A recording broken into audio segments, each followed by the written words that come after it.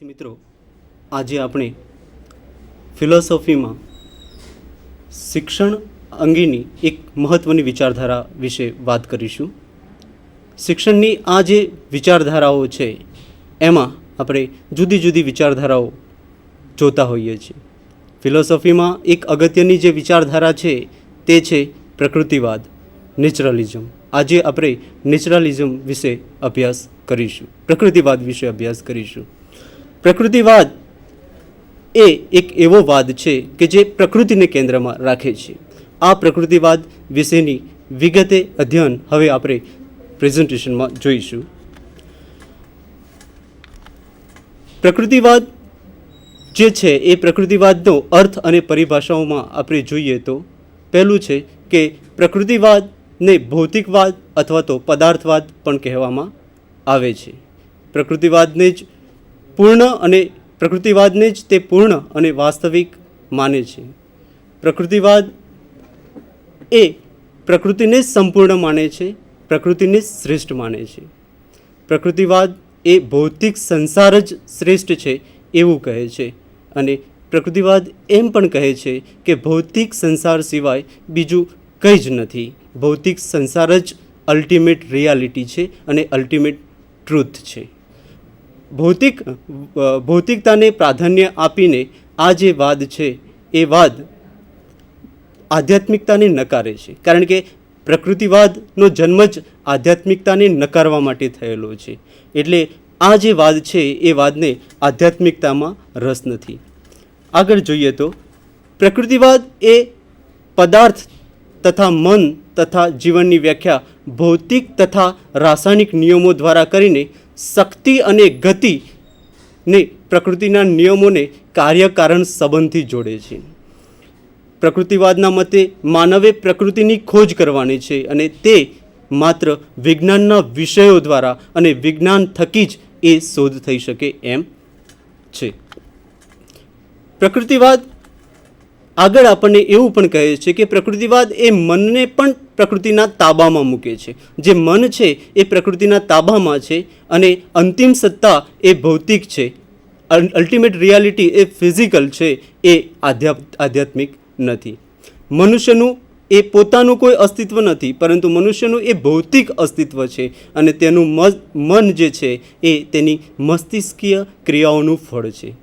અને એ એમ પણ કહે છે કે પ્રકૃતિ જ માત્ર અંતિમ સત્ય છે, અંતિમ શક્તિ છે અને જગતમાં પ્રકૃતિના નિયમો સિવાય અન્ય કોઈ નિયમો કે મૂલ્યો નથી.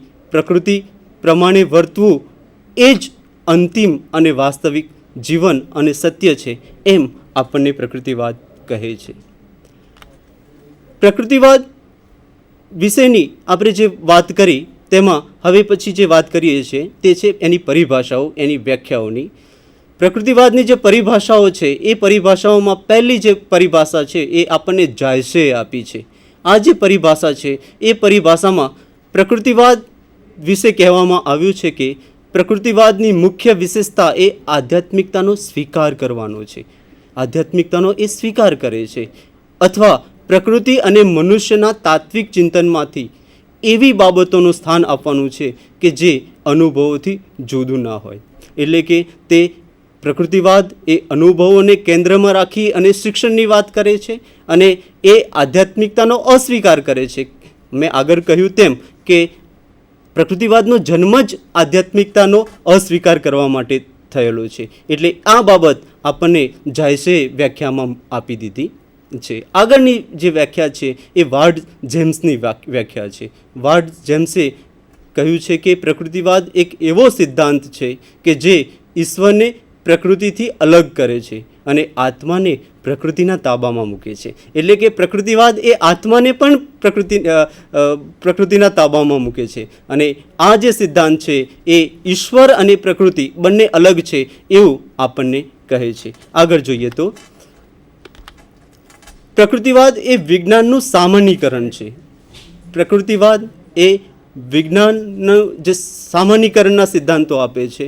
એટલે વિજ્ઞાનના જે જનરલાઇઝેશનના જે નિયમો છે એ નિયમો એ તત્વજ્ઞાનમાં મૂકે છે. એટલે જેટલા પણ વિજ્ઞાનના નિયમો છે એ બધા જ નિયમોને એ તત્વજ્ઞાનમાં મૂકવાનો પ્રયત્ન કરે છે. અહીંયા બહુ સરસ વાત કરી છે કે પ્રકૃતિવાદ એ વિજ્ઞાનના સામાન્યકરણ છે.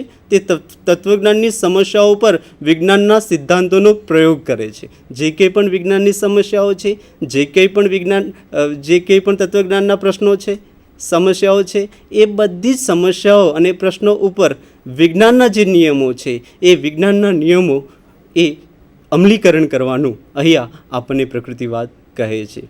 પ્રકૃતિવાદ આગળ જોઈએ તો એમાં પ્રકૃતિવાદ એક એવો શબ્દ છે જેનો શિક્ષણ સંબંધિત સિદ્ધાંતમાં એવી શિક્ષણ પ્રણાલી માટે સંબોધવામાં આવે છે કે જે શાળાઓ અને પુસ્તકો પર આધાર વિના વિદ્યાર્થીઓ વાસ્તવિક જીવનને ક્રિયાત્મક રૂપે પ્રભાવિત કરવાનો છે. આગળ જોઈએ તો પ્રકૃતિવાદના 3 સ્વરૂપોની વાત અહીંયા તત્વજ્ઞાનીઓએ કરી છે. પ્રકૃતિવાદનો જે જન્મ થયો અને જન્મ થતાની સાથે જ ત્યારબાદ એનો તબક્કાવાર જે વિકાસ થયો છે એ વિકાસને આપણે 3 ભાગોમાં વિભાજિત કરીએ છીએ. એમાં તેના 3 સ્વરૂપોમાં પહેલું જે સ્વરૂપ છે પદાર્થવાદી પ્રકૃતિવાદ. પદાર્થવાદી જે પ્રકૃતિવાદ છે એ પ્રકૃતિવાદમાં આ જે વિચારધારા છે, આ જે વાદ છે એ બાલ પ્રકૃતિ સાથે સંબંધ ધરાવે છે. એટલે કે એ બાલ પ્રકૃતિ, ચાઇલ્ડ નેચરને એ સ્થાન આપે છે અને તે પદાર્થ જગત પ્રમાણે મનુષ્યને સમજવાની કોશિશ કરે છે. એટલે પદાર્થ જગત જે છે એ રીતે મનુષ્યને સમજવાનો આ ઇઝમ, આ વાદ એ પ્રયત્ન કરે છે, કોશિશ કરે છે.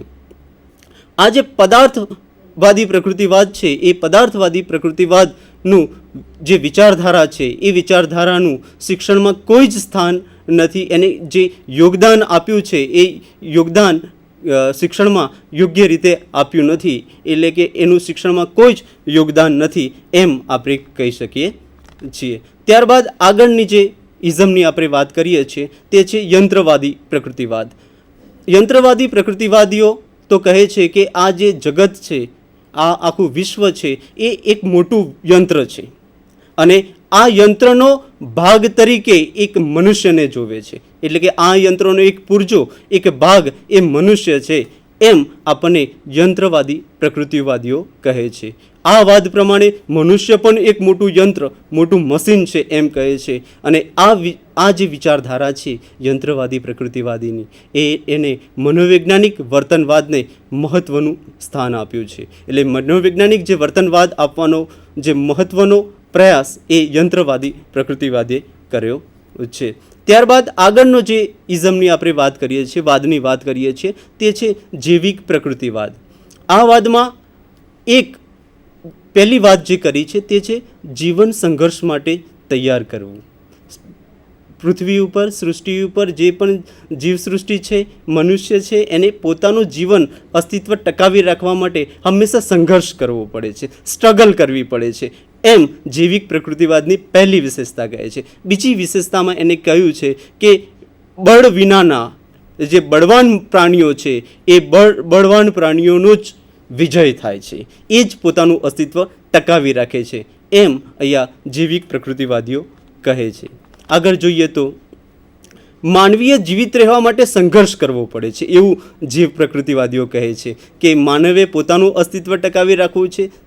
સૃષ્ટિમાં, પ્રાણી સૃષ્ટિમાં પ્રાણીઓએ પોતાનું અસ્તિત્વ ટકાવી રાખવું હોય તો એને શું કરવું પડે છે? સ્ટ્રગલ કરવી પડે છે, સંઘર્ષ કરવો પડે છે. અને આ જે સંઘર્ષ કરવામાં આવે છે તેમાં જે બળવાન મનુષ્યો છે, જે બળવાન પ્રાણીઓ છે એ જીવિત રહી શકે છે, એ સંઘર્ષ કરી શકે છે અને નબળા જે પ્રાણીઓ છે એ નાશ પામે છે, મૃત્યુ પામે છે. આપણે એ માટે જુરાસિક પાર્ક યુગનું એક સરસ ઉદાહરણ જોઈએ તો તેમાં ડાયનાસોર જે હતું એ ડાયનાસોર પોતે એ પ્રકૃતિ સામે સંઘર્ષ કરી શક્યું નહીં, એના કારણે એનો નાશ થયો. આગળ આપણે જે વાત કરીએ છીએ તે છે પ્રકૃતિવાદની વિશેષતાઓ. પ્રકૃતિવાદની જે વિશેષતાઓ છે એ વિશેષતાઓમાં પહેલી જે વિશેષતા છે તે છે પ્રકૃતિ તરફ પાછા ફરો, બેક ટુ નેચર. આ પ્રકૃતિ તરફ પાછા ફરોમાં પ્રકૃતિવાદીઓ કહે છે, એની વિશેષતામાં કહે છે કે પ્રકૃતિવાદી એ કેળવણીના 3 સાધનો ઉપર ભાર મૂકે છે. એક છે પ્રકૃતિ, મનુષ્ય અને ત્રીજી છે વસ્તુઓ. આ પ્રકૃતિ, મનુષ્ય અને જે વસ્તુઓ છે એમાં સૌથી શ્રેષ્ઠ જો કોઈ હોય તો તે પ્રકૃતિ છે એમ આપણને અહીંયા પ્રકૃતિવાદીઓ કહે છે. એટલે શ્રેષ્ઠ એ પ્રકૃતિ છે. માટે બાળકના સ્વાભાવિક વિકાસ કરવો હોય, એનું ઓવરઓલ ડેવલપમેન્ટ કરવું હોય, એનું હાર્મોનિયસ ડેવલપમેન્ટ કરવું હોય તો બાળકના સ્વાભાવિક વિકાસ માટે પ્રાકૃતિક વાતાવરણમાં એને મૂકવું પડે. જો બાળકને પ્રાકૃતિક વાતાવરણમાં મૂકવામાં આવે તો એનું ઓવરઓલ ડેવલપમેન્ટ થઈ શકે છે, એવું અહીંયા આપણને પ્રકૃતિવાદીઓ કહે છે. આ અંગે કોમ્યુનિયસે બહુ સરસ વાત કરી છે કે પ્રકૃતિને અનુસરો, નેચરને ફોલો કરો. કોમ્યુનિયસે કહ્યું છે કે પ્રકૃતિને અનુસરો અને રૂસોએ કહેલું છે પ્રકૃતિ તરફ પાછા ફરો, બેક ટુ નેચર. રૂસોએ કહેલું કે એક સરસ વિધાન અહીંયા રૂસોએ એના પુસ્તક એમિલના પ્રથમ પેજમાં ટાંક્યું છે અને એને કહ્યું છે કે પ્રકૃતિ દ્વારા નિર્મિત બધી જ વસ્તુઓ સારી હોય છે, પરંતુ માનવ સંપર્કમાં આવવાની સાથે જ આ બધી જ વસ્તુઓ એ દૂષિત થઈ જાય છે. માટે બાળકને એ પ્રાકૃતિક વાતાવરણમાં રાખવાની વાત અહીંયા પ્રકૃતિવાદી કરે છે. આવા વાતાવરણમાં બાળકનો સ્વાભાવિક પ્રાકૃતિક વિકાસ થઈ શકે છે.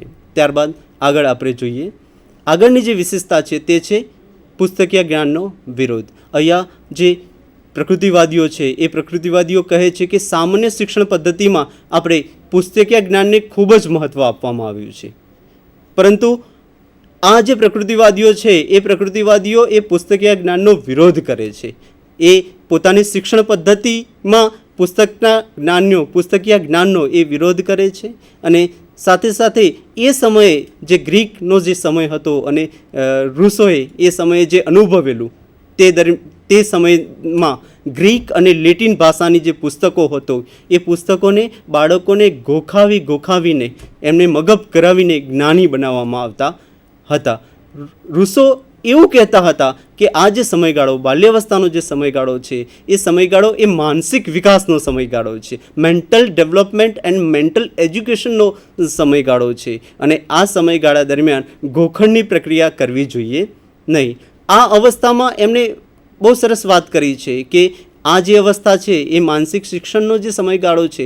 જ્યારે માનસિક શિક્ષણનો સમયગાળો હોય ત્યારે આ સમયગાળા દરમિયાન બાળકને જે જ્ઞાનેન્દ્રિયો જે છે, જેની સેન્સેસ છે, એ સેન્સેસ જ્ઞાનેન્દ્રિયો દ્વારા જ્ઞાન આપવાનો પ્રયત્ન કરવો જોઈએ. અને તે માટે રૂસોએ કહ્યું છે કે ફક્ત બાળકને શિક્ષણ આપવા માટે બાલ્યાવસ્થાનો જે સમયગાળો છે એ બાલ્યાવસ્થાના સમયગાળામાં રોબિન્સ ક્રુઝોનું સાહિત્ય સિવાય અન્ય કોઈ પણ પ્રકારના સાહિત્યનું અધ્યયન કરાવવાની જરૂર નથી. ફક્ત રોબિન્સ ક્રુઝોના સાહિત્યનો અભ્યાસ કરાવવો જોઈએ. અને આ અવસ્થામાં ક્રિયા દ્વારા શિક્ષણ, એટલે કે ક્રિયા દ્વારા શિક્ષણ આપવું જોઈએ. Learning by doing, learning by travelling, learning by experience જેવી ક્રિયાઓ દ્વારા શિક્ષણ આપવું જોઈએ. આ ક્રિયાઓ દ્વારા જો શિક્ષણ આપવામાં આવશે તો એ શિક્ષણ એ જ્ઞાનેન્દ્રિયો દ્વારા બાળક એ હસ્તગત કે હસ્તસિદ્ધ સરળતાથી કરી શકતો હોય છે. આગળ જોઈએ તો બાળક આગળની જે વિશેષતા છે, ત્રીજી વિશેષતા, તે છે બાળકની કેન્દ્રીય સ્થિતિ. બાળકની જે કેન્દ્રીય સ્થિતિ છે એમાં પ્રકૃતિવાદના મતે શિક્ષણના કેન્દ્ર સ્થાને એ બાળક છે અને બાળક માટે શિક્ષણ છે, શિક્ષણ માટે બાળક નથી. અને એટલા માટે સૌપ્રથમ શિક્ષકે પોતે શું કરવું જોઈએ તો બાળકને કેન્દ્રમાં રાખી અને શિક્ષણ આપવું જોઈએ. અને આ રીતે બાળકને કેન્દ્રમાં રાખીને જો શિક્ષણ આપવામાં આવશે તો જ એનો સ્વાભાવિક અને એનો તબક્કાવાર ક્રમિક વિકાસ થઈ શકશે. અને આવો વિકાસ કરવા માટે શિક્ષકે સગવડતા વિદ્યાર્થીઓને અને અધ્યતાઓને બાળકોને પૂરી પાડવી પડશે. આગળ બાળકની કેન્દ્રીય સ્થિતિમાં આપણે જોઈએ તો જેમાં બાળકો પોતાની શક્તિઓ, રસ, રુચિ અનુસાર વિભિન્ન ક્રિયાઓમાં ભાગ લઈ અને આપમેળે પોતાનો વિકાસ કરી શકે માટે પ્રકૃતિવાદ એ બાળકને કેન્દ્રમાં મૂકે છે. ત્યાં સેન્ટ્રલ પોઝિશન ચાઇલ્ડની છે અને આવી પોઝિશનમાં રહી અને બાળક એ પોતે શિક્ષણ મેળવે એવી વ્યવસ્થા કરવાની વાત આપણને પ્રકૃતિવાદ કરે છે. આગળની વાત કરીએ તો આગળમાં એની વિશેષતા છે તે છે નિષેધાત્મક શિક્ષણ, નેગેટિવ એજ્યુકેશન. આ જે નિષેધાત્મક શિક્ષણ છે એ બાળકને એવા માર્ગ પર લઈ જાય છે જે તેની ઉંમર પ્રમાણે હોય. નિષેધાત્મક શિક્ષણ એ બાળકને એની વય પ્રમાણે આગળ લઈ જવાનો પ્રયત્ન કરે છે. અને આ જે શિક્ષણ છે એ ગુણોનું શિક્ષણ નથી, પણ અવગુણોથી બચાવ છે. આ જે શિક્ષણ છે એ સત્યનું શિક્ષણ નથી, પરંતુ અસત્યથી બાળકે કેવી રીતે બચવું એનું શિક્ષણ છે. એટલે આ અગત્યનું શિક્ષણની વાત, એ નિષેધાત્મક શિક્ષણની વાત એ આપણને પ્રકૃતિવાદે કરી છે. અને બાળક જેમ મોટો થાય ત્યારે એ સત્ય, સચ્ચાઈ, સારાપણાને ઓળખવાની એનામાં શક્તિ કેળવાય માટે નિષેધાત્મક શિક્ષણની વાત આપણને પ્રકૃતિવાદીઓએ કરી છે. આગળ આપણે જોઈએ તો આગળની જે વિશેષતા છે એમાં બાળકની સ્વતંત્રતા, ફ્રીડમ ઓફ ચાઇલ્ડ. બાળકની સ્વતંત્રતામાં પ્રકૃતિવાદીઓના મતે જ્યાં સુધી બાળકને સ્વતંત્ર વાતાવરણ નહીં આપવામાં આવે ત્યાં સુધી એનો વિકાસ થઈ શકશે નહીં. માટે જો બાળક જે છે એ બાળકને એક તો શાળા, શિક્ષક, સમયપત્રક, પુસ્તકો વગેરેના હસ્તક્ષેપથી દૂર રાખવાનું છે. આ જે બધા જ માધ્યમો છે એ માધ્યમો થકી બાળક એ પોતે હસ્તક્ષેપ થતો હોય છે, એ ગેરમાર્ગે દોરાતો હોય છે. માટે આ બધા જ હસ્તક્ષેપોથી એને દૂર કરવાનો છે અને જેથી તેમનો સ્વાભાવિક વિકાસ થઈ શકે. એટલે એવી કોઈ કૃત્રિમ વસ્તુને લઈ અને શિક્ષણ ક્રિયા નથી કરવાની જેના કારણે બાળ માણસ એ મૂંઝાય. એને એ રીતે શિક્ષણ આપવાનું છે કે જે સાહજિક હોય, કુદરતી હોય, પ્રાકૃતિક હોય. આવા શિક્ષણની વાત અહીંયા આપણને પ્રકૃતિવાદી કરે છે. આગળ આપણે પ્રકૃતિવાદીઓના મતે જોઈએ તો બાળકના કોઈપણ કાર્યમાં શિક્ષકે કોઈપણ પ્રકારનો હસ્તક્ષેપ કરવાનો નથી.